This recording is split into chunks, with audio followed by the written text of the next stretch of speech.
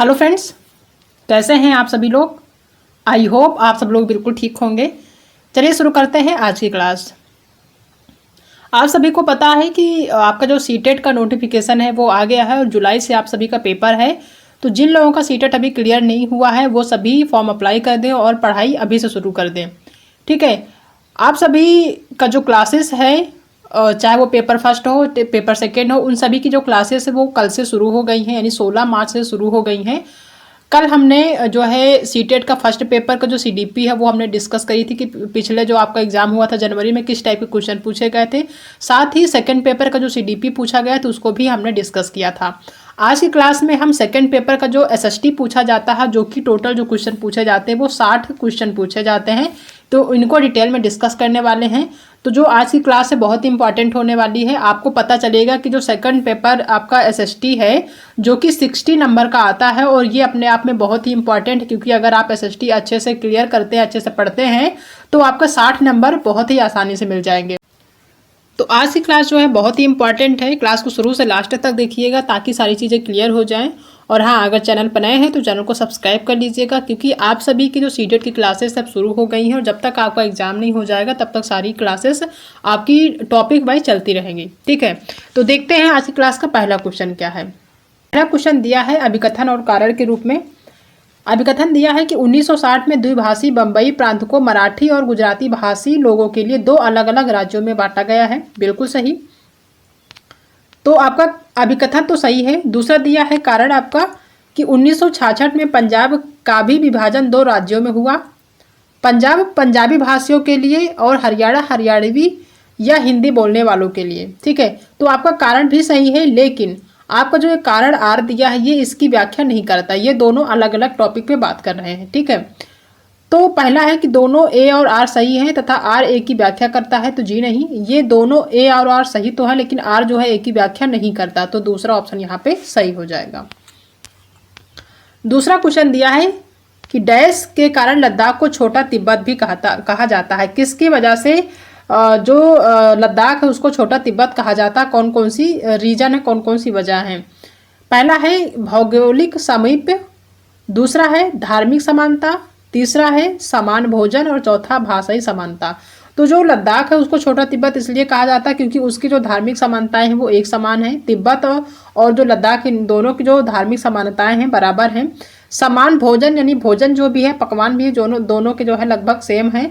और जो भाषाई समानता, जो भाषा बोला जाता है वो भी एक समान है दोनों का, इसीलिए जो लद्दाख है उसको छोटा तिब्बत कहा जाता है। तो पहला तो नहीं सही, लेकिन बी, सी और डी ये तीनों ऑप्शन आपके सही हो जाएंगे। तो ये जो है बी, सी और डी दूसरा ऑप्शन इसका सही हो जाएगा। हालांकि होना तो चाहिए भौगोलिक समीप भी, क्योंकि वहाँ का जो एटमॉस्फेयर है वो भी सही होना चाहिए। ठीक है, लेकिन यहाँ पे एनसीईआरटी के अकॉर्डिंग यहाँ पे सेकेंड ऑप्शन होगा। ठीक है, नेक्स्ट क्वेश्चन है कि 7वीं शताब्दी के प्रारंभ से निम्नलिखित में से किस विचार पर लोगों ने सवाल उठाना शुरू कर दिया था। कौन सा ऐसा विचार जिस पे लोगों ने सवाल उठाना शुरू कर दिया था। तो पहला ऑप्शन है कि केवल मानव जाति जीवन के अनंत चक्रों से गुजरता है, तो ये तो ऑप्शन गलत होगा। दूसरा है कि सभी व्यक्ति जन्म के समय समान होते हैं, ये भी गलत है। सभी व्यक्ति जन्म के समय समान नहीं होते हैं, सबके अलग अलग विशेषताएं होती हैं, अलग अलग भिन्नताएं होती हैं, सभी अलग अलग होते हैं। तीसरा है कि व्यक्तिगत प्रयासों से पुनर्जन्म के चक्र से छुटकारा पाया जा सकता है, ये भी गलत है। और फोर्थ है कि सामाजिक विशेषाधिकार किसी का जन्म का परिणाम है, तो ये ऑप्शन आपका सही हो जाएगा। सामाजिक जो विशेषाधिकार है वो किसी के जन्म का परिणाम है, तो आपका फोर्थ ऑप्शन सही हो जाएगा। नेक्स्ट क्वेश्चन है कि पृथ्वी के चारों ओर फैली वायु की पतली परत को वायुमंडल कहते हैं। क्या चीज वायु को पृथ्वी के चारों ओर बनाए रखती है। कौन सी ऐसी चीज है पृथ्वी को चारों ओर बनाए रखती है। क्या वो पृथ्वी का गुरुत्वाकर्षण बल है, या फिर सूर्य की ऊष्मा है, या फिर पृथ्वी पर चट्टानें और महासागर, या फिर चांद का गुरुत्वाकर्षण है। तो सूर्य की ऊष्मा तो है नहीं, पृथ्वी पर चट्टानें और महासागर भी नहीं, चांद का गुरुत्वाकर्षण भी नहीं, बल्कि पृथ्वी का गुरुत्वाकर्षण बल है। तो पहला ऑप्शन सही हो जाएगा। ठीक है, नेक्स्ट क्वेश्चन दिया हुआ है अभिकथन के रूप में कि शाहजहां के शासनकाल के दौरान मुगल वास्तुकला के विभिन्न तत्व एक भव्य सुसंगत संरक्षण में लाए गए थे। ठीक है, ये आपका अभिकथन 35 नंबर है। ठीक है, अभिकथन कि शाहजहां के शासनकाल के दौरान मुगल वास्तुकला के विभिन्न तत्व एक भव्य सुसंगत संश्लेषण में लाए गए थे, तो बिल्कुल सही है। और दूसरा है कि उनके शासन में अनवरत निर्माण कार्य चलते रहे हैं, विशेष रूप से आगरा और दिल्ली में, तो ये ऑप्शन भी सही है। ठीक है, उनके शासनकाल में जो है बहुत सारे निर्माण हुए हैं, बहुत सारे जो है चीज़ें बनाई गई हैं, विशेषकर जो है आगरा और दिल्ली में, तो ये ऑप्शन भी सही है और इसकी व्याख्या भी करता है। ठीक है, तो दोनों ऑप्शन सही होगा कि ए और दो आर जो है दोनों सही है, और आर जो है एक ही सही व्याख्या करता है, तो पहला ही ऑप्शन सही हो जाएगा। नेक्स्ट क्वेश्चन है कि हमारा सौर परिवार निम्नलिखित खगोलीय पिंडों से बना है। कौन कौन सी खगोलीय पिंडों से बना है ये बताना है। ठीक है, पहला ऑप्शन है नक्षत्र, ग्रह और सूर्य से, या फिर उपग्रह, ग्रह, ध्रुव तारा से, या फिर सूर्य, ग्रह, उपग्रह, क्षुद्र ग्रह, उल्का पिंड। तो जो हमारा सौर परिवार है, सौर मंडल है, वो इन सभी चीज़ों से बनकर बना है। सूर्य से भी बना है, ग्रह भी है, वहाँ पे उपग्रह भी है, क्षुद्र ग्रह भी है और उल्का पिंड भी है। ये सभी खगोलीय पिंडों से मिलकर जो है सौर परिवार या सौर मंडल बना है, तो थर्ड ऑप्शन सही हो जाएगा। ये सारे टॉपिक जब हम टॉपिक वाइज क्लासेस लाएंगे तो ये सारी चीज़ें वहाँ पे 1 बाय 1 सारी चीज़ें क्लियर करेंगे, तो आपको इनसे संबंधित और भी चीज़ें समझने को मिलेगी। ठीक है, तो इस चीज़ को ध्यान रखिएगा कि क्लासेस सभी लीजिएगा, ताकि जो आपका सेकंड पेपर 60 नंबर है वो आपके आसानी से आ पाए एसएसटी में। ठीक है, क्योंकि सेकंड पेपर जो है उसको क्लियर करने के लिए, उसको पेपर निकालने के लिए सबसे ज़्यादा जो इम्पोर्टेंट है वो आपका एसएसटी है। अगर आप एसएसटी को ध्यान में रखेंगे तो आप बहुत ही आसानी से आप इसमें क्वालिफाई कर पाएंगे। ठीक है, क्योंकि सीडीपी और जो हिंदी होता है लगभग सेम होता है। अगर आप फर्स्ट पेपर पढ़ते हो तो सेकंड में निकल जाएगा, लेकिन 60 नंबर एसएसटी के लिए आपको अलग से पढ़ने की जरूरत पड़ेगी एनसीईआरटी। ठीक है, तो सारी एनसीईआरटी की चीज़ें हम जितने भी टॉपिक हैं एनसीईआरटी में जो भी या फिर जहाँ से भी चीज़ें पूछी जाती है वो हम जरूर डिस्कस करेंगे, तो उसके लिए आप चैनल को सब्सक्राइब जरूर कर लीजिएगा। नेक्स्ट क्वेश्चन है कि जेम्स मिल ने 1817 में ए हिस्ट्री ऑफ ब्रिटिश इंडिया 3 भागों में प्रकाशित किया था। ठीक है, तो सही है, जेम्स मिल ने 1817 में a history of British India 3 भागों में प्रकाशित किया था, तो ये गलत सही है। और दूसरा है कि इसमें इन्होंने भारतीय इतिहास को 3 कालों प्राचीन, मध्य और आधुनिक में बांटा था, ये आपका गलत है। ठीक है, तो पहला ही सही है और दूसरा गलत है, तो इसमें ए सही है किंतु बी गलत है, आपका थर्ड ऑप्शन सही हो जाएगा। नेक्स्ट है कि पहाड़ी क्षेत्रों में अब रेल मार्ग का विस्तृत निर्माण हो रहा है, अति उपयुक्त कारण का चयन कीजिए। पहाड़ी क्षेत्रों में अब जो है रेल मार्ग का विस्तृत निर्माण हो रहा है, तो उसका क्या वजह है, किस वजह से अब हो रहा है वो बताना है। पहला कि पहाड़ों में रेल मार्गों का निर्माण आसान होता है, जी नहीं। पहाड़ महाक्षयित हैं, ये भी गलत है। पहाड़ी लोग रेल मार्गों को बना रहे हैं, ये भी गलत है, बल्कि इसे संभव करने के लिए उन्नत प्रौद्योगिकी का विकास हुआ है। ठीक है, नई नई चीज़ों को विकास हुआ जिसकी वजह से अब पहाड़ों में भी रेल मार्ग का निर्माण हो रहा है, तो फोर्थ ऑप्शन ही सही हो जाएगा। ये बहुत कॉमन सी चीज़ें हैं, इनको आप जो है अपना थोड़ा सा दिमाग लगाएंगे तो भी आसानी से आप सही कर पाएंगे आंसर। नेक्स्ट है आपका 39 नंबर कि 1770 में बंगाल में एक भयानक अकाल ने लगभग 1 करोड़ लोगों को मार डाला, बिल्कुल सही है। 1770 में जो बंगाल में एक अकाल पड़ा था जिसमें बहुत सारे लोग मारे गए थे। ठीक है, तो पहला सही है। दूसरा कि इस अकाल में बंगाल की 1/3 आबादी खत्म हो गई थी। सिंपल सी बात है, कोई अकाल पड़ा हो जिसमें 1 करोड़ से ज़्यादा लोग या 1 करोड़ लोग मारे गए हैं, जरूरी नहीं कि सिर्फ 1 करोड़ लोग, उससे ज़्यादा भी हो सकते हैं। ठीक है, लगभग है, तो जाहिर सी बात है कि वहाँ की जो तिहाई थी लगभग 1/3 आबादी खत्म हो गई थी, तो बी भी सही है। यहाँ पे ए और बी दोनों सही है, तो पहला ही ऑप्शन क्या हो जाएगा, सही हो जाएगा। नेक्स्ट क्वेश्चन है कि उपमहाद्वीप में गंगा ब्रह्मपुत्र बेसिन की व्याख्या करने वाले कथन का चयन कीजिए। ठीक है, पहला है कि इस प्रदेश में शंकुधारी वन पाए जाते हैं, पहला ऑप्शन है। दूसरा है कि यह बेसिन उपोष्ण में स्थित है। तीसरा है कि इस क्षेत्र की जलवायु मुख्यतः मानसूनी है। और चौथा है कि बेसिन क्षेत्र में विभिन्न प्रकार की स्थलाकृति है। तो भारतीय उपमहाद्वीप में जो गंगा ब्रह्मपुत्र बेसिन है वो जो व्याख्या करते हैं किन किन चीज़ों की, वो जो है इस प्रदेश में शंकुधारी वन पाए जाते हैं, ये गलत होगा, ये उसकी व्याख्या नहीं करता, बल्कि यह बेसिन उपोष्ण में स्थित है, ये सही है आपका। दूसरा है कि इस क्षेत्र की जलवायु मुख्यतः मानसूनी है, यह भी सही है। बेसिन क्षेत्र में विभिन्न प्रकार की स्थलाकृति है, ये भी सही है। ठीक है, तो बी, सी और डी आपका ऑप्शन सही होगा, ए आपका गलत हो जाएगा। तो इसका जो सही आंसर होगा वो हो जाएगा आपका सेकेंड नंबर, यानी कि बी, सी और डी, सेकेंड नंबर आपका सही हो जाएगा। नेक्स्ट क्वेश्चन है कि स्त्री पुरुष तुलना नामक पुस्तक की रचना निम्नलिखित में से किस सुधारक द्वारा की गई थी। तो ये बहुत ही फेमस पुस्तक है, ये की गई थी किसके द्वारा, ताराबाई शिंदे की तरफ से, ठीक है। तो थर्ड ऑप्शन सही हो जाएगा। नेक्स्ट क्वेश्चन है कि गेहूं एवं जौ जैसे फसल उगाने के सर्वप्रथम साक्ष्य निम्नलिखित में से किस स्थान में मिले थे, ठीक है। कौन सा ऐसा स्थान है जहां पे गेहूं और जौ दोनों फसल को उगाने के सबसे पहले साक्ष्य मिले थे। सही विकल्प का चुनाव करना है, सही विकल्प बताना है। क्या वो गारो हिल्स था, या फिर माराबाल हिल्स था, या फिर सुलेमान और किरथर हिल्स था। तो ये था कौन सा, सुलेमान और किरथर हिल्स। थर्ड ऑप्शन सही हो जाएगा, ठीक है। नेक्स्ट क्वेश्चन है, कथन दिया हुआ है कि रूढ़िबद्ध धारणाएं लोगों को ऐसे काम करने से रोकती हैं। पहला ऑप्शन है, ठीक है। जो रूढ़िबद्ध धारणाएं होती हैं लोगों को ऐसे काम करने से रोकती जिनमें वे अच्छे हैं, तो ये ऑप्शन तो सही है। दूसरा है कि रूढ़िबद्ध धारणाएं हमें व्यक्ति में अनोखे गुणों और कौशल को देखने से रोकती हैं तथा उन्हें एक ही प्रकार के खांचे में जड़ देती हैं, ये भी सही है। और इसकी क्या करता है, व्याख्या भी करता है, तो पहला ही ऑप्शन सही हो जाएगा।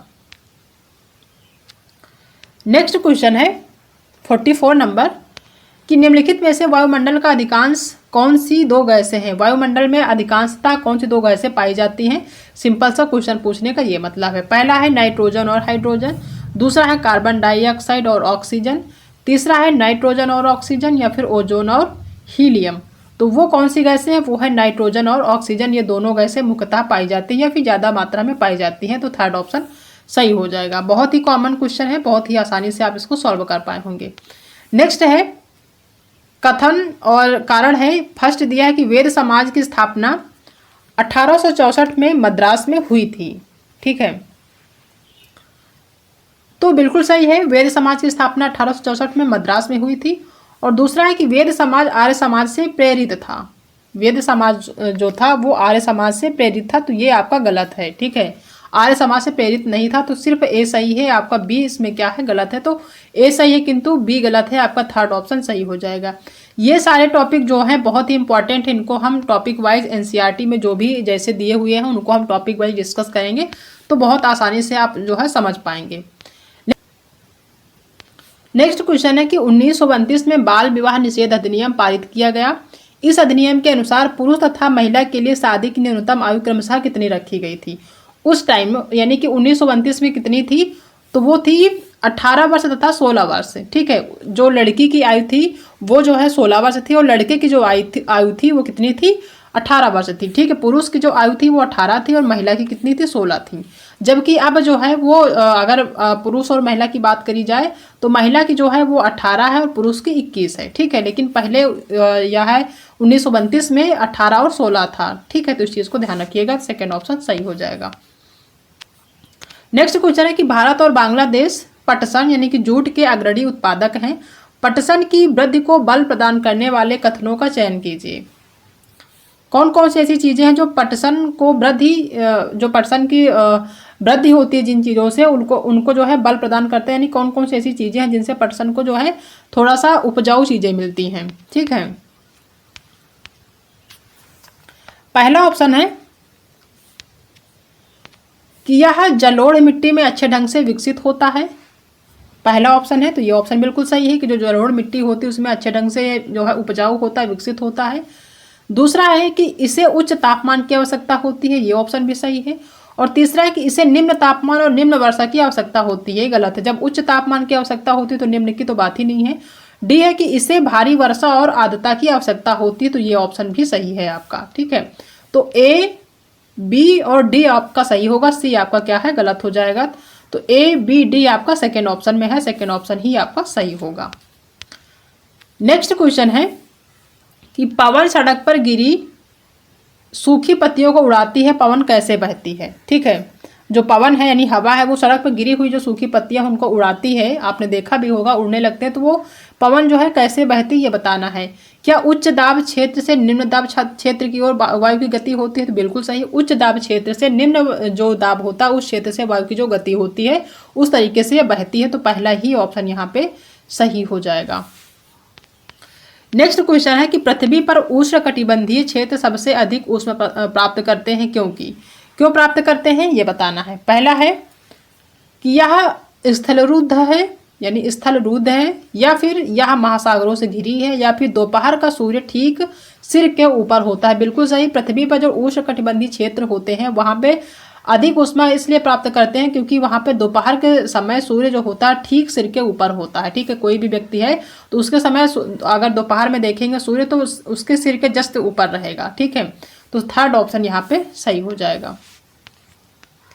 नेक्स्ट क्वेश्चन है कि एक ग्लोब पर खींची गई रेखाओं का अक्षांश और देशांतर के रूप में जाना जाता है। ये रेखाएं किस उद्देश्य को पूरा करती हैं? किस उद्देश्य को पूरा करती हैं? क्या वो ग्लोब पर डिजाइन बनाने के लिए होती है? जी नहीं, डिजाइन बनाने के लिए नहीं होती, बल्कि पृथ्वी पर स्थानों को ढूंढने के लिए होती है। ठीक है, तो सेकेंड ऑप्शन ही सही हो जाएगा। नेक्स्ट क्वेश्चन है कि हिंदुस्तान सोशलिस्ट रिपब्लिकन एसोसिएशन के बारे में निम्नलिखित में से कौन सा कथन सही नहीं है, यानी कि निगेटिव बताना है आपको। ठीक है, कौन सा कथन सही नहीं है वो बताना है। पहला है कि भगत सिंह और उनके क्रांतिकारी साथियों ने इसकी स्थापना की थी, बिल्कुल सही। दूसरा है कि 1928 में दिल्ली के फिरोज शाह कोटला में इसकी स्थापना हुई थी, ये भी आपका ऑप्शन सही है। और तीसरा ऑप्शन है कि 1928 में पंजाब के अमृतसर में इसकी स्थापना हुई थी। जी नहीं, आपको पहले ही बता दिया कि 1928 में दिल्ली के फिरोज शाह कोटला में इसकी स्थापना हुई थी, तो तीसरा आपका गलत है और यही ऑप्शन क्या होगा आपका सही हो जाएगा क्योंकि यहाँ पे निगेटिव पूछ रहा है। नेक्स्ट क्वेश्चन है कि अभिकथन दिया है कि राजस्व वसूली व्यवस्था महालवारी बंदोबस्त की शुरुआत हॉल्ट मैकेंजी ने की थी, बिल्कुल सही है। राजस्व वसूली व्यवस्था महालवारी बंदोबस्त की शुरुआत जो है हॉल्ट मैकेंजी ने की थी, तो ये ऑप्शन आपका सही है। दूसरा है कि राजस्व वसूली तथा कंपनी तक इसे पहुंचाने की जिम्मेदारी गांव के प्रधान को ही दी गई, ना कि जमींदार को, तो ये ऑप्शन भी सही है, लेकिन इसकी व्याख्या नहीं करता है। ठीक है, ये अलग टॉपिक की बात कर रहा है, ये अलग, तो आपका दोनों तो सही है लेकिन ये इसका जो है व्याख्या नहीं कर रहा, तो इसका सेकेंड ऑप्शन सही होगा। नेक्स्ट क्वेश्चन है 53 नंबर कि निम्नलिखित में से कौन सा कथन वर्तमान समय के संसाधन उपलब्धता के संदर्भ के साथ सतत पोषणीय विकास में सहायता करते हैं? कौन सा है, कौन सा सहायता करते हैं ये बताना है। पहला है संसाधनों की खपत को घटाना, बिल्कुल सही। दूसरा है संसाधनों के उपयोग में वृद्धि, जी नहीं, यहाँ पे इन्होंने पहले ही बता दिया संसाधनों की खपत को घटाना। तीसरा है संसाधनों का पुनः चक्रण, ये भी सही है। और डी नंबर है वस्तुओं का पुनः चक्रण, ये भी सही है, यानी कि ए, सी और डी आपका सही है, ए, सी और डी, तो ए, सी और डी आपका पहले ही ऑप्शन में है, तो पहला ही ऑप्शन सही हो जाएगा। नेक्स्ट क्वेश्चन है कि पेरिया पूरणम एक तमिल कृति हमें किसके बारे में जानकारी देती है? एक जो है रचना है पेरिया पूरणम, ये किसके बारे में इन्होंने व्याख्या किया है, कौन सी ऐसी चीज है जिसके बारे में इन्होंने लिखा है इस रचना को, ये बताना है। ठीक है, पहला है राजाओं और रानियों के बारे में, तो जी नहीं।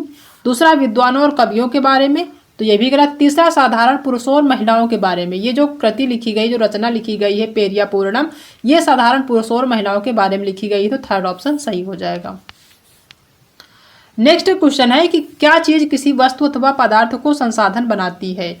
क्या वो शुद्धिकरण है, या फिर उपयोगिता तथा प्रयोजता है, प्रयोजता, ठीक है, या फिर तीसरा है निष्कर्षण, या फिर वस्तु की खोज। तो कौन सी ऐसी चीज है जो किसी वस्तु अथवा पदार्थ को संसाधन बनाती है? तो वो है आपकी उपयोगिता अथवा प्रयोज्यता, सेकेंड ऑप्शन इसका सही हो जाएगा। ठीक है, नेक्स्ट क्वेश्चन है प्रेयरी को विश्व का धान्यागार भी कहते हैं, जो प्रेयरी है उसको विश्व का धान्यागार भी कहते हैं। इस प्रदेश में अत्यधिक गेहूं के उत्पादन में सहायक परिस्थितियों का चुनाव कीजिए। ठीक है, कौन सी ऐसी परिस्थितियां हैं जो उसके लिए सहायक होती हैं गेहूं के उत्पादन के लिए? पहला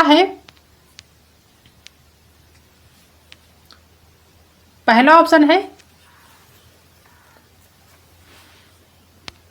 कि यहाँ लोग प्रौद्योगिकी का उपयोग नहीं करते हैं, तो गलत है, वहाँ के लोग उपयोग करते हैं।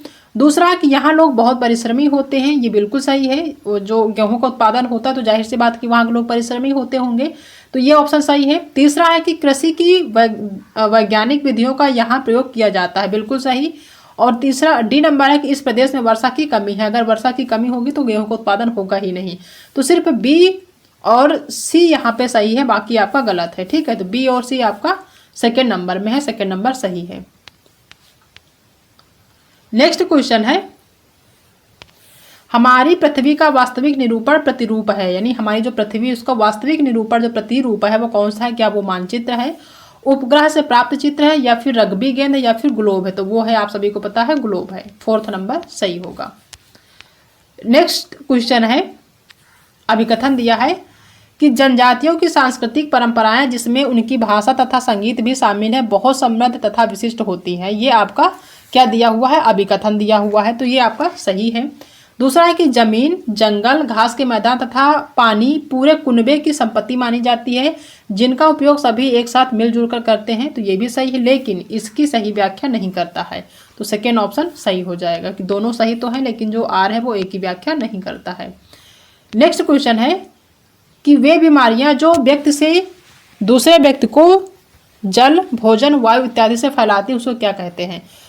कौन सी ऐसी बीमारी है जो किसी भी व्यक्ति में जल के द्वारा, भोजन के द्वारा और जो वायु है यानी हवा के द्वारा फैलती है, वो कौन सी बीमारी है ये बताना है। ठीक है, तो क्या वो आनुवांशिक बीमारियां कहते हैं उन्हें? तो ये तो होता नहीं, आनुवांशिक बीमारी तो होता है। आनुवांशिक जो बीमारियां होती है वो किसी जो आपके पूर्वज है, चाहे वो आपके पिताजी हो, आपके दादा दादी हो, उनसे जो मिलती है वो आनुवांशिक होती है। दूसरा है संचारणीय बीमारियां कहते हैं, तो ये ऑप्शन आपका सही हो जाएगा कि यानी संचार के माध्यम से, जैसे वो जल के द्वारा फैल जाता है, भोजन के द्वारा हो जाता है, वायु के द्वारा, तो ये संचारणीय बीमारियां होती हैं, इनको संचारणीय बीमारियां कहते हैं। तो सेकेंड ऑप्शन सही होगा। नेक्स्ट क्वेश्चन है कि दादा भाई नौरोजी जो कि भारतीय राष्ट्रीय कांग्रेस के बड़े नेता थे, कभी भी भारतीय राष्ट्रीय कांग्रेस के अध्यक्ष नहीं बने। ठीक है, तो ये तो गलत है, वो जो है भारतीय राष्ट्रीय कांग्रेस के अध्यक्ष बने थे, तो पहला ही गलत है। दूसरा है कि एक वह व्यवसायी और प्रचारक थे, ठीक है, वे लंदन में रहते थे और कुछ समय के लिए ब्रिटिश संसद के सदस्य भी रहे, तो ये भी सही है। यानी कि दादा भाई नौरोजी की बात की जा रही कि वो जो थे व्यवसायी और प्रचारक थे और लंदन में रहते थे, कुछ समय के लिए ब्रिटिश संसद के सदस्य भी रहे हैं। तो ए तो गलत है लेकिन बी सही है, तो ए गलत है किंतु आर सही है, तो आपका क्या हो जाएगा? फोर्थ नंबर सही हो जाएगा। ठीक है, नेक्स्ट क्वेश्चन है, अभिकथन ही दिया हुआ है कि प्रारंभिक स्तर पर सामाजिक विज्ञान का शिक्षण महत्वपूर्ण है, तो ये भी सही है कि जो प्रारंभिक स्तर उसमें सामाजिक विज्ञान का जो शिक्षण बहुत ही महत्वपूर्ण है। दूसरा है कि यह बच्चे को सामाजिक मामलों के प्रति संवेदनशील बनाता है तथा उसमें भिन्नता एवं विविधता के लिए सम्मान विकसित करता है, तो ये भी सही है, यानी कि दोनों सही भी हैं और ये जो है इसकी व्याख्या भी करता है, तो पहला ही ऑप्शन क्या हो जाएगा? सही हो जाएगा। दूसरा ऑप्शन दिया है, दूसरा क्वेश्चन दिया है कि भारत के गांवों में किसानों के कई आत्महत्या के मामले रिपोर्ट किए गए हैं, बिल्कुल सही है। दूसरा है कि मानसून का अभाव और कर्ज यानी कि जो ऋण होता है उसको चुका पाने की अक्षमता किसानों में दुखों का कारण बनती है, तो ये भी सही है और यही वजह है कि शायद वो आत्महत्या करते हैं, तो इसकी व्याख्या भी ये कर रहा है, तो पहला ही ऑप्शन सही हो जाएगा। नेक्स्ट क्वेश्चन है कि उन तत्कालिक उपायों की पहचान कीजिए जो महिलाओं की सुरक्षा तथा उन्हें नौकरी करने, पारिवारिक आय में योगदान करने एवं आत्मनिर्भर बनाने में सुनिश्चित करना है। क्या बालवाड़ियों का प्रावधान है? तो बिल्कुल सही, पहला सही है। दूसरा कि संसद में महिलाओं के लिए सीटों का आरक्षण, तो ये गलत होगा। तीसरा है कि व्यावसायिक सुरक्षा का प्रावधान, जी बिल्कुल सही, जो व्यावसायिक सुरक्षा मिलनी चाहिए उसका प्रावधान किया जाता है, तो ये भी सही है। और डी नंबर है कि रात की पाली यानी रात की शिफ्ट के लिए लाने ले जाने की सुविधा दी जाती है, तो ये भी सही है। ये सारी सुविधाएं जो जब दी जाती किसी भी महिला को, तो ये जो है आत्मनिर्भर बनाने में काफ़ी ज़्यादा महत्वपूर्ण होती हैं और काफ़ी उनको जो है इस चीज़ में हेल्प मिलती है। तो ए, सी और डी आपका सही होगा, तो ए, सी और डी कहाँ पे है? सेकेंड नंबर पे है। नेक्स्ट क्वेश्चन है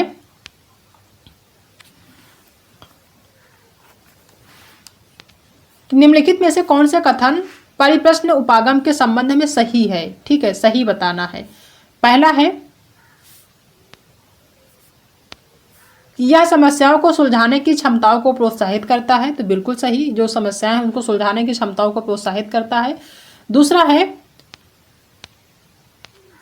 कि यह साक्ष्य एकत्रित व मूल्यांकन करने के तरीकों को पता लगाने में मदद करता है, तो ये भी सही है, पहला भी सही है। तीसरा है कि शिक्षिका अधिगम की गति को तय करती है, जी नहीं।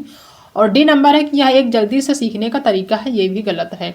तो ए और बी दोनों सही हैं, बाकी और जो चीज़ें हैं वो गलत है। तो ए और बी आपका कहाँ पे है, फोर्थ नंबर हो जाएगा आपका ए और बी, ठीक है, फोर्थ नंबर। नेक्स्ट क्वेश्चन है कि निम्न में से सामाजिक विज्ञान पढ़ाने के कौशल आधारित उद्देश्य की पहचान करना है। सामाजिक विज्ञान पढ़ाने का जो कौशल है उसका क्या उद्देश्य होना चाहिए वो हमें बताना है, ठीक है। पहला है ऑप्शन, विभिन्न समाजों में रहने वाले लोगों की संस्कृतियों को समझना। दूसरा, नक्शा बनाने की क्षमता विकसित करना, या फिर अंतर और विविधता के लिए आदर विकसित करना, या फिर महाद्वीपों का ज्ञान प्राप्त करना, ठीक है। तो जो सामाजिक विज्ञान पढ़ाने के कौशल आधारित उद्देश्य की जो पहचान करने का जो उद्देश्य है वो ये है कि जो नक्शा बनाने की क्षमता है उसको विकसित करना, ठीक है, मेन उद्देश्य यही होता है, ठीक है। तो सेकेंड ऑप्शन सही हो जाएगा।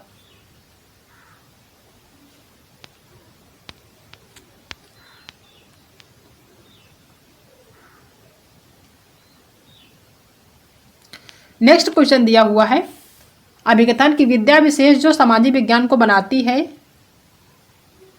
विद्या विशेष जो सामाजिक विज्ञान को बनाती है वे हैं इतिहास, भूगोल, राजनीतिक विज्ञान और अर्थशास्त्र। तो ये तो सही है। और कारण दिया है कि इन विद्या विशेषों में अंतः संबंध है, ठीक है। तो इसका जो सही आंसर होगा आपका पहला सही होगा कि ए और आर दोनों सही हैं तथा आर ए की सही व्याख्या करता है। यानी जो विद्या विशेष है वो सामाजिक विज्ञान को बनाती है, जैसे कि इतिहास, भूगोल, राजनीतिक विज्ञान तथा अर्थशास्त्र, तो ये तो सही है। इन विद्या विशेषों में अंतः संबंध है, इन तीनों जो विद्या विशेष सब्जेक्ट इनमें अंतः संबंध है, तो ये आपका सही है, ठीक है। तो पहला इसमें सही है और एनसीईआरटी के अकॉर्डिंग इसमें पहला और दूसरा इन्होंने बताया है, लेकिन जहाँ तक मुझे लगता है पहला ही इसमें सही हो जाएगा। तो जिन लोगों ने पहला लगाया है उनका भी सही होगा, जिन लोगों ने दूसरा लगा दिया है उनका भी आंसर ये सही होगा, क्योंकि एनसीईआरटी ने पहला और दूसरा दोनों ही माना है, ठीक है। नेक्स्ट क्वेश्चन है सामाजिक विज्ञान के मूल्यांकन के दौरान निम्नलिखित प्रश्न अथवा उद्देश्य समझने में मदद करेंगे, ठीक है। कैसे मदद करेंगे ये बताना है। पहला है कि पाठ्यक्रम में किन कौशलों पर बल दिया गया है, हाँ बिल्कुल सही। दूसरा है कि क्या यह किसी एक मानक पाठ्यपुस्तक से लिया गया है या कई पाठ्यपुस्तकों से, तो ये भी सही है कि कोई भी चीज़ अगर पढ़ाई जा रही है तो ये जो है समझना चाहिए कि जो चीज़ें पढ़ाई जा रही है एक मानक पाठ्यपुस्तक से लिया गया है या फिर कई पाठ्यपुस्तकों से लिया गया है, तो ये भी सही है। पाठ्यक्रम की रूपरेखा कितनी विस्तृत है ये जरूरी नहीं होता है, बल्कि अधिगमकर्ता से सामाजिक विज्ञान के प्रत्येक कौशल में किस स्तर की अक्षमता अपेक्षित है, ये भी गलत है। तो पहला और दूसरा यानी ए और बी ही सही है, तो ए और बी आपका सेकेंड ऑप्शन सही हो जाएगा। नेक्स्ट क्वेश्चन है कि भारतीय न्यायपालिका बिना किसी भय अथवा बाहरी दबाव के कानून का शासन की रक्षा करती है तथा सरकार के कार्यों पर प्रभावी नियंत्रण बनाए रखती है, इसकी क्या वजह है?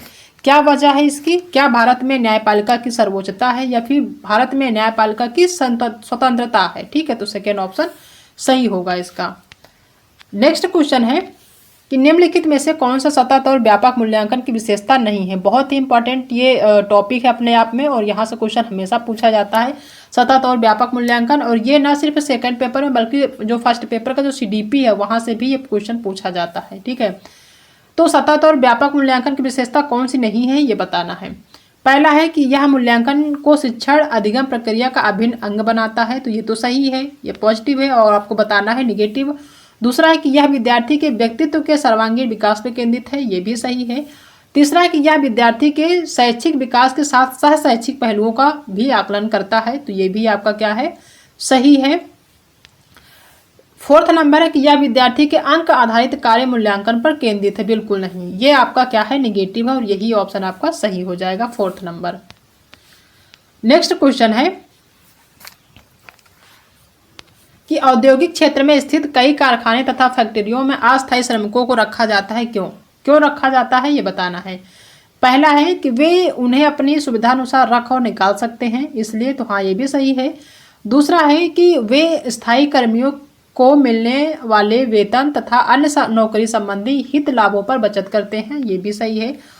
और तीसरा है कि अस्थायी कर्मी बिना समयोपरि भत्ता की मांग किए बिना लंबे समय तक काम करते हैं, तो ये भी सही है। डी नंबर है कि स्थायी कर्मियों की तुलना में अस्थायी कर्मी अधिक परिश्रमी होते हैं, ये बिल्कुल गलत है अपने आप में। तो ए, बी और सी आपका ऑप्शन यहाँ पे सही होगा। तो ए, बी और सी आपका पहला ही ऑप्शन सही हो जाएगा। नेक्स्ट क्वेश्चन है, रिक्त स्थान भरना है आपको कि एक दृढ़ डैश का विकास करने के लिए सतर्क और सजग जनता आवश्यक है। कौन सी चीज़ों का विकास करने के लिए जो है जो जनता होती, सजग जनता, उसके लिए आवश्यक है? क्या वो राजतंत्र है, या फिर लोकतंत्र है, या फिर गुटतंत्र है, या फिर एक तंत्र है? तो वो क्या है? लोकतंत्र है। ठीक है, एक दृढ़ लोकतंत्र का विकास करने के लिए सतर्क और सजग जनता का होना आवश्यक होता है, तो सेकेंड ऑप्शन सही हो जाएगा। नेक्स्ट क्वेश्चन है कि भारतीय धर्मनिरपेक्षता में राज्य धर्म के संदर्भ में एक सैद्धांतिक दूरी बनाए रखता है, इसका क्या अर्थ है? ठीक है, इसका क्या अर्थ है ये बताना है। पहला है कि संविधान में दिए गए आदर्शों के आधार पर राज्य धार्मिक मामलों में हस्तक्षेप कर सकता है, तो हाँ सही है, कर सकता है। ठीक है, दूसरा है कि राज्य और धर्म में एक दूसरे के मामलों में हस्तक्षेप कर सकते हैं, तो ये गलत है। ठीक है, तीसरा है कि राज्य और धर्म एक दूसरे की सीमाओं का उल्लंघन नहीं कर सकते हैं, ये भी गलत है। डी नंबर है कि आवश्यकता पड़ने पर राज्य धार्मिक मामलों को नियंत्रित कर सकता है, तो ये भी आपका सही है। तो ए और डी यहाँ पे सही है, बाकी बी और सी गलत है यहाँ पे। तो ए और डी आपका कहाँ पे है? तीसरा नंबर है, थर्ड ऑप्शन सही होगा इसका। नेक्स्ट क्वेश्चन है, कथन दिया हुआ है कि खुली पुस्तक परीक्षा रटकर सीखने से हटकर किताबों के साथ संबंध स्थापित करने पर केंद्रित करती है। जो खुली पुस्तक परीक्षा है वो रटकर सीखने से हटकर किताबों के साथ संबंध स्थापित करने पर केंद्रित करती है, तो बिल्कुल सही है। यानी खुली पुस्तक परीक्षा का मतलब ये होता है कि आप किसी भी एग्जाम में आप कोई भी किताब, यानी जो भी उस एग्जाम से रिलेटेड किताब, उसको ले जाकर आप एग्जाम दे सकते हैं। तो ये जो है इस चीज़ को संबंधित करती है कि आप चीज़ों को रटेंगे नहीं बल्कि समझेंगे, तभी आप किताब पे उस आंसर को ढूंढ पाएंगे और आप जो है आंसर कर पाएंगे। तो पहला सही है। दूसरा कि खुली पुस्तक परीक्षा विद्यार्थियों का बाहर कम करती है, बिल्कुल नहीं, क्योंकि इससे उन्हें परीक्षा की तैयारी पहले से ही नहीं करनी पड़ती, तो ये भी आपका गलत है। यानी पहला ही सिर्फ गलत है, दूसरा ना तो सही है और ना ही व्याख्या करता है, तो केवल ए सही है, थर्ड ऑप्शन इसका सही हो जाएगा। नेक्स्ट क्वेश्चन है कि निम्नलिखित प्रश्न या टिप्पणियां आपने अपनी एक कक्षा के विद्यार्थियों से प्राप्त की हैं, इनमें से कौन सा प्रश्न विद्यार्थी के गरीबी व असमानता के मुद्दे पर आलोचनात्मक दृष्टि को प्रतिबिंबित करती है? क्या वो पहला ऑप्शन है कि ऐसा क्यों है कि विलासकारें और भिखारी दोनों को हम ट्रैफिक सिग्नल पर देख पाते हैं? पहला ऑप्शन है। ठीक है, कि ऐसी कौन सी चीज़ें हैं जो विलासकारें हैं और जो भिखारी लोग हैं उन दोनों को हम ट्रैफिक सिग्नल पर देख पाते हैं, तो ये पहला ही ऑप्शन इसका सही हो जाएगा। दूसरा है कि गरीब लोग अपनी जीवन स्थिति सुधारने के लिए और अधिक मेहनत क्यों नहीं करते? तीसरा है कि भारत का विकसित होकर और गरीबी से मुक्त होगा, ये गलत है। सरकार गरीबों को मुफ्त सामान क्यों देती है, क्या यह उन्हें आलसी नहीं बना देगा? ये गलत है, पहला ही ऑप्शन यहाँ पे सही हो जाएगा। नेक्स्ट क्वेश्चन है कि निम्नलिखित में से कौन सा कथन नैदानिक मूल्यांकन का असंगत चित्रण है? असंगत चित्रण माने निगेटिव आपको बताना है। ठीक है, तो इसका उपयोग कक्षा के सभी विद्यार्थियों द्वारा सीखी उपलब्धियों की तुलना करने में किया जाता है, तो पहला सही है। दूसरा है कि इसका संचालन शिक्षण प्रक्रिया के दौरान किया जाता है, ये आपका निगेटिव है। ठीक है, तो ये सही है। तीसरा है कि यह सीखने में आने वाली परेशानियों की पहचान में मदद करता है, तो ये भी सही है। यह प्रायः औपचारिक कक्षाओं के बाद किया जाता, तो ये भी सही। ये आपका असंगत चित्रण है, तो पहला ही ऑप्शन सही हो जाएगा। नेक्स्ट क्वेश्चन है कि एनसीएफ 2005 के अनुसार स्कूली शिक्षा के किस स्तर पर सामाजिक विज्ञान के विषयों को स्वतंत्र रूप से पाठ्यपुस्तकों में विद्यार्थियों से परिचय कराया जाता है? कौन सा है ऑप्शन सही, ये बताना है। पहला है कि प्राथमिक स्तर, या फिर उच्च प्राथमिक स्तर, या फिर माध्यमिक स्तर, या फिर उच्च माध्यमिक स्तर, तो वो है आपका उच्च प्राथमिक स्तर। ठीक है, सेकंड ऑप्शन इसका सही हो जाएगा एनसीएफ 2005 के अकॉर्डिंग। नेक्स्ट क्वेश्चन है कि निम्नलिखित में से कौन सा स्रोतों के बारे में सही है? कौन सा स्रोतों के बारे में सही है ये बताना है। पहला कि वे अधिक ठोस प्रकृति के होते हैं, पहला ऑप्शन है। दूसरा है तो ये सही है। दूसरा कि वे सभी ऐतिहासिक प्रकृति के होते हैं, तो ये सभी तो ऐतिहासिक प्रकृति के होते नहीं। वे वस्तुनिष्ठ होते हैं, जी नहीं। इसमें प्रत्यक्षदर्शियों के ब्यौरे और व्यक्तिगत पत्र भी शामिल हैं, तो डी ऑप्शन सही है। यानी ए और डी ऑप्शन सही है, बाकी गलत है। तो ए और डी पहला ऑप्शन सही हो जाएगा। नेक्स्ट क्वेश्चन है कि निम्नलिखित में से कौन सी कक्षा गतिविधि विद्यार्थियों में समाज में मीडिया की भूमिका को आलोचनात्मक दृष्टि से देखने में मदद करेगी। पहला है, क्या सरकार किसी खबर को टीवी पर चलाने से रोक सकती है, वह ऐसा क्यों करेगी। विषय पर छात्रों द्वारा कक्षा में परिचर्चा करवाना, तो बिल्कुल सही है। ठीक है, ये जो है ये ऐसी एक्टिविटी है जो विद्यार्थियों में समाज में मीडिया की भूमिका की जो आलोचनात्मक दृष्टि है उसको देखने में मदद करती है, तो पहला सही है। दूसरा है कि किसी एक मुद्दे पर छात्रों को अलग अलग अखबारों के कतरनों को इकट्ठा कराना और उनके विवरण की तुलना करने को कहना, तो ये भी सही है, एक एक्टिविटी हो जाएगा। तीसरा है कि छात्रों से व्हाट्सएप और अन्य सोशल मीडिया पर आई खबरों को एकत्र करवाना तथा उसका शैक्षणिक संसाधन के रूप में इस्तेमाल करना, ये गलत होगा। तो पहला और दूसरा यानी ए और बी सही होगा, बाकी ये आपकी गलत है, तो पहला ऑप्शन सही हो जाएगा। नेक्स्ट क्वेश्चन है कि निम्नलिखित में से किस विषय के शिक्षण के लिए ट्री चार्ट अति उपयुक्त होगा। पहला है कि शासन के शासनकाल को सार देने के लिए, जी नहीं। दूसरा है कि एक विशेष काल में ऐतिहासिक घटनाओं जैसे युद्धों, क्रांतियों, जो भी विभिन्न क्रांतियां होती हैं, क्रांतियां अथवा सामाजिक आंदोलनों के पदानुक्रम को सचित्र दिखाने के लिए, तो बिल्कुल सही है। तीसरा है कि आधुनिक इतिहास को पढ़ाने के लिए, गलत है। आयु, जेंडर, नस्ल इत्यादि जैसे जनसांख्यिकी चरों के वितरण के लिए, तो ये भी गलत होगा। सेकेंड ऑप्शन इनकी बी नंबर आपका सही होगा। नेक्स्ट क्वेश्चन है कि निम्नलिखित में से कौन सा संसाधन रणनीति एक सामाजिक विज्ञान की कक्षा को समावेशी बना सकती है। कौन सी ऐसी रणनीति है, संसाधन है जो सामाजिक विज्ञान की कक्षा को समावेशी बना सकती है। ठीक है, पहला है विभिन्न समुदाय और क्षेत्रों के लोगों की कहानियां और तस्वीरों का प्रदर्शन करना, बिल्कुल सही। केवल समाज के प्रभुत्व विचारों का सिखाना, केवल जहां पे आए, गलत होगा। आसपास के उदाहरणों से बचना नहीं होता बल्कि उनको बताना होता है। केवल पाठ्य पुस्तकों से उत्तर देने के लिए प्रोत्साहन करना, ये भी गलत होगा, तो पहला ही ऑप्शन सही हो जाएगा। नेक्स्ट क्वेश्चन है कि ऐसा संभव है कि आपकी कक्षा में हाशियाई समुदाय के छात्र भी हों, इसलिए जब आप हाशिएकरण पर कक्षा में बात कर रहे हों तो विषय प्रस्तुत करते हुए आपको निम्नलिखित में से किन बातों का ध्यान में रखना चाहिए। यानी आप जिस जो है समुदाय की बात कर रहे हो वो समुदाय आपकी क्लास में हो, तो आपको कौन कौन सी ऐसी बातें होती हैं जिनको ध्यान में रखना चाहिए ताकि उनको जो है किसी भी प्रकार की दिक्कत ना हो, वो किसी भी प्रकार से असहज महसूस ना करें। पहला कि खास समुदायों का नाम लेने पर उन समुदायों से आए लोग असहज महसूस करते हैं, तो ये बिल्कुल सही है। दूसरा कि इस तरह के मुद्दों को संवेदनशीलता से संभालना चाहिए, ये भी आपका सही है। तीसरा कि कुछ छात्र अपने साथ हुए भेदभाव को साझा करने में शर्मिंदा महसूस करते हैं, ये भी सही है। किसी भी समुदाय विशेष की बात करेंगे आप, तो अगर वो उनको शर्मिंदा महसूस होगा किसी भी चीज़ को लेकर, तो वो उसको जो है साझा नहीं कर पाएंगे, तो ये भी सही है। डी नंबर है कि विद्यार्थियों से जबरन अपने अनुभव साझा कराना चाहिए, ये गलत है। ए, बी और सी तीनों ऑप्शन सही हो जाएगा, तो थर्ड ऑप्शन ए, बी और सी आपका सही हो जाएगा। नेक्स्ट क्वेश्चन है कि निम्नलिखित में से कौन सा परियोजना कार्य की विशिष्टता या विशेषताएं हैं। कौन सी ऐसी जो है विशिष्टताएं हैं, ये बताना है।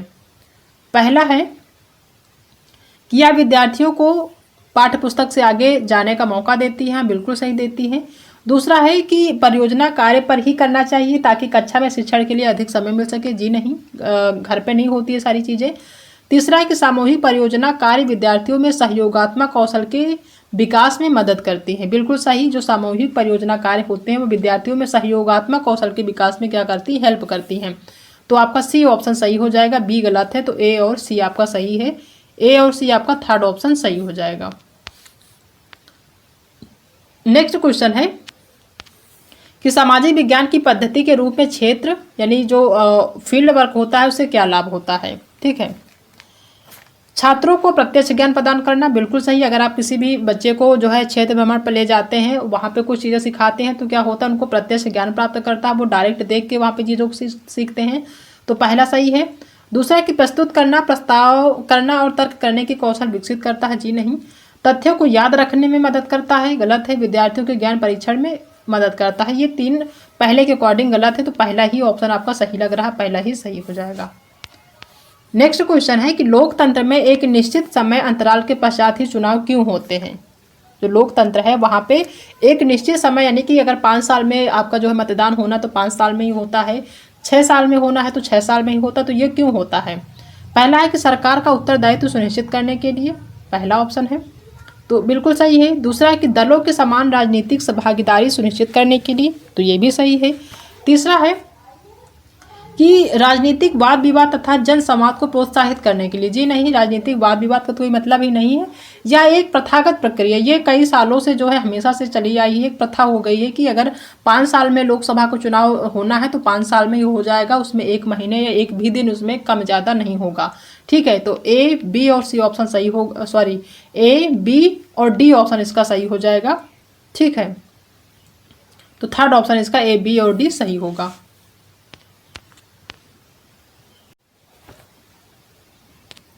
नेक्स्ट क्वेश्चन है कि लोकतंत्र में एक निश्चित समय अंतराल के पश्चात ही चुनाव क्यों होते हैं। ठीक है, यानी कि कोई भी चुनाव होता है तो एक निश्चित समय होता है, एक उनका अंतराल होता है, उसी के अकॉर्डिंग चुनाव होते हैं। पहला है कि सरकार का उत्तरदायित्व सुनिश्चित करने के लिए, हाँ बिल्कुल सही।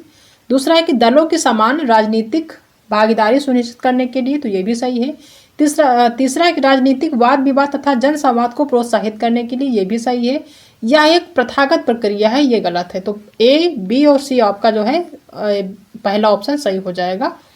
ठीक है, नेक्स्ट क्वेश्चन है कि आत्मपन की अवधारणा पढ़ाने का सबसे अच्छा तरीका कौन सा है। जो आत्मपन की अवधारणा है उसको पढ़ाने के लिए जो सबसे अच्छा तरीका है वो कौन सा होगा? पहला है केस स्टडी, या फिर विचार मंथन, या फिर प्रदर्शन, या फिर सर्वेक्षण। तो आपका थर्ड ऑप्शन प्रदर्शन सही हो जाएगा। नेक्स्ट है कथन दिया हुआ है कि भारतीय संविधान धार्मिक और भाषाई अल्पसंख्यकों की सुरक्षा का प्रावधान मौलिक अधिकारों से करता है। यह अनुमान लगता है कि, कैसा लगता है ये अनुमान, ये बताना है। पहला है कि यह बहुसंख्यकों द्वारा संभाव्य सांस्कृतिक प्रभुत्व के समक्ष अल्पसंख्यकों की सुरक्षा करता है, हाँ बिल्कुल करता है। दूसरा है कि यह बहुसंख्यकों द्वारा किसी तरह के भेदभाव से अल्पसंख्यकों की सुरक्षा करता है, ये भी सही है। तीसरा है कि यह अल्पसंख्यकों के हितों की रक्षा करता है, सुरक्षा करता है, ये भी सही है। यह अल्पसंख्यकों को आर्थिक अवसरों की गारंटी देता है, यह गारंटी प्रदान करता है, ये गलत है। डी ऑप्शन आपका गलत है, बाकी ए, बी और सी सही है। तो ए, बी और सी आपका पहले ही ऑप्शन में है, तो पहला ही ऑप्शन सही हो जाएगा। नेक्स्ट क्वेश्चन है कि सामाजिक विज्ञान पाठ्यक्रम के भार को कम करने के लिए निम्नलिखित में से क्या सबसे उपयुक्त है। सामाजिक जो विज्ञान है यानी एसएसटी है, उसका जो सिलेबस है या पाठ्यक्रम है उसके भार को कम करने के लिए सबसे ज़्यादा उपयुक्त क्या है, ये बताना है। ठीक है, पहला ऑप्शन है कि तथ्यों के स्मरण पर न्यूनतम बल देना तथा समझने पर केंद्रित करना, बिल्कुल सही। जो भी तथ्य हैं उनको जो है समझने पर बल देना। ठीक है, दूसरा है कि संकल्पनाओं के स्पष्टीकरण को केंद्रित करना, तो ये भी सही है। तीसरा है कि परीक्षा निर्देशों के आधार पर शिक्षा के विषय वस्तु से अनभिज्ञता के कारण पाठ्यपुस्तक के कुछ विषयों को छोड़ देना, क्यों छोड़ दे, ये गलत होगा। तो ए और बी सही है, बाकी सी आपका गलत है। तो ए और बी आपका केवल ए और बी सेकेंड ऑप्शन सही होगा। नेक्स्ट क्वेश्चन है कि 2 मौलिक अधिकार जिनकी मांग पर हाशियाकृत समूह बल दे सकते हैं ताकि उनके साथ भी गरिमामय और समानता का व्यवहार किया जाए, वे हैं, वे कौन सी चीजें हैं ये बताना है। क्या वो समानता का अधिकार है? हाँ बिल्कुल समानता का अधिकार है। दूसरा है सांस्कृतिक और शैक्षणिक अधिकार, ये भी सही है। तीसरा शोषण के विरुद्ध अधिकार, ये गलत है। और स्वतंत्रता का अधिकार, ये भी गलत है। तो पहला और दूसरा यानी समानता का अधिकार और सांस्कृतिक और शैक्षणिक अधिकार ये होते हैं, तो आपका ए और बी पहला ही ऑप्शन सही हो जाएगा। नेक्स्ट क्वेश्चन है कि राज्य शासन की कार्यप्रणाली से संबंधित निम्नलिखित आकलन प्रश्नों ए तथा बी पर विचार करें। पहला है ए कि प्रेस वार्ता का उद्देश्य क्या होता है, यह विधानसभा में होने वाली बहस से किस तरह अलग है। ठीक है, और दूसरा है कि उन निर्वाचित प्रतिनिधियों के लिए किस शब्द का प्रयोग होता है जो सत्ता दल के सदस्य नहीं होते तथा सरकार के फैसलों पर सवाल उठाते हैं। अब सही विकल्प बताना है कि ए जो है वो संकल्पनात्मक ज्ञान की जांच करता है, जबकि बी जो है तथ्यात्मक ज्ञान की जांच करता है। तो पहला दिया कि प्रेस वार्ता का क्या उद्देश्य होता है, तो बिल्कुल सही है। और यहाँ विधानसभा में होने वाली बहस किस तरह अलग है, तो ये जो है संकल्पनात्मक ज्ञान की जांच करता है, तो यह तो सही है पहला। और बी जो है वो तथ्यात्मक ज्ञान की, तो ये आपका पहला ही सही हो जाएगा। ठीक है, नेक्स्ट क्वेश्चन है 90 नंबर कि आदिवासी समाज की विशिष्टता का श्रेय जाता है, किसको जाता है, जो आदिवासी समाज की विशिष्टता है उसका श्रेय किसको जाता है, ये बताना है। ठीक है, पहला है जाति व्यवस्था के प्रचलन को, तो जी नहीं, जाति व्यवस्था के प्रचलन को नहीं जाता है। दूसरा है कि दूसरे प्रचलित धर्मों से भिन्न अनेक प्रकार के जनजातीय धर्मों के पालन को जाता है, तो ये तो सही है। दूसरे प्रजाति धर्मों से भिन्न होता है और अनेक प्रकार के जो जनजातीय धर्म होते हैं उनके पालन को दर्शाता है, तो ये सही है। सी नंबर है कि विशिष्ट भाषा के प्रयोग को भी दर्शाता है, तो ये भी सही है। और तीसरा है कि ऊंच नीच की कम उपस्थिति को भी दर्शाता है, तो ये भी सही है। तो आपका ए तो गलत था, बी सी और डी आपका सही है, तो बी सी और डी कहाँ पे है, आपका सेकेंड नंबर सही हो जाएगा। ठीक है, तो ये टोटल आपके 60 क्वेश्चन है जो कि एसएसटी से रिलेटेड है, और आपके सेकंड पेपर में एसएसटी पूछा जाता है 60 नंबर का। तो बहुत ही इंपॉर्टेंट ये जो है सब्जेक्ट होता है, आप सभी को पता ही होगा कि अगर आप जो है एसएसटी सही से नहीं पढ़ते हैं तो आपका जो सेकंड पेपर है वो जो है क्लियर नहीं हो पाता है। तो एसएसटी जो है काफ़ी ज़्यादा महत्वपूर्ण होता है आपको अच्छे नंबर लाने के लिए। तो ये जो हमने आज जो है डिस्कस किया है क्वेश्चन, ये जो है आपके जो अभी जनवरी में पेपर हुआ था वो सारे क्वेश्चन को हमने डिस्कस किया है। अगर आप इसको खुद से सॉल्व करना चाहते हैं तो ये जो है आपको सीटेट की वेबसाइट पे मिल जाएगा, नहीं तो इसको हम टेलीग्राम चैनल पे अपने शेयर कर देंगे, वहाँ पे जाके आप सारे सब्जेक्ट का 1 बाय 1 आप जो है खुद से सॉल्व कर सकते हैं। ठीक है, तो आई होप कि आप सभी को आज की वीडियो पसंद आई होगी। अगर आज की क्लास पसंद आई है तो क्लास को लाइक करिएगा, अपने दोस्तों में शेयर करिएगा। अगर आप चैनल पर नए आए हैं, पहली बार विजिट किए हैं, तो चैनल को सब्सक्राइब कर लीजिएगा। आपकी सीटेट की दोनों पेपर की तैयारी 1 बाय 1 सारे जो है चैप्टर वाइज होंगे, उनको आप जरूर देखिएगा ताकि आपको एग्जाम के लिए हेल्प करें। ठीक है, तो आज की क्लास में इतना ही, बाकी मिलते हैं नेक्स्ट क्लास में एक नए टॉपिक के साथ। तब तक अपना ध्यान रखिएगा।